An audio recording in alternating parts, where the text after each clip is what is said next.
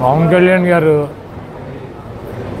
ఎక్కడ యుద్ధం చేస్తాడో, చంద్రబాబు నాయుడు గారు ఎక్కడ యుద్ధం చేస్తాడో, బీజేపీ వాళ్ళు ఎక్కడ యుద్ధం చేస్తారో, అసలు ఎవరెవరు కలిసి యుద్ధం చేస్తారో ఇంతవరకు పవన్ కళ్యాణ్కి, చంద్రబాబు నాయుడికి, బీజేపీకే తెలియదు. ఎవరు యుద్ధానికి రెడీ, ఎక్కడ ఎవరు యుద్ధానికి రెడీ వాళ్ళకి తెలుసా? కనీసం వాళ్ళకన్నా క్లారిటీ ఉందా? ఇప్పుడు పవన్ కళ్యాణ్ ఎన్ని చోట్ల యుద్ధం చేయబోతున్నాడు, ఎక్కడ యుద్ధం చేయబోతున్నాడు ఆయనకి తెలుసా? ఆయన పార్టీలో పనిచేస్తున్నటువంటి కార్యకర్తలకు కానీ, నాయకులకు కానీ, సీట్లు ఆశించే వాళ్ళకి కానీ తెలుసా? చంద్రబాబు నాయుడు ఎక్కడ యుద్ధం చేస్తున్నాడో, ఏ సీట్లు యుద్ధం చేస్తాడో ఆయన పార్టీ వాళ్ళకి ఆయనకేమన్నా తెలుసా?